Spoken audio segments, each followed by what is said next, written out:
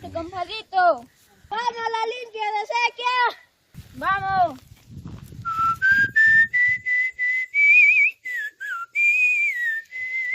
Compadrito, buenos días. Vamos a apoyar la limpia sequía, ya nos ganaron el resto de peones. Esta sequía la hacemos hasta las 12 y más. Agarres, chols.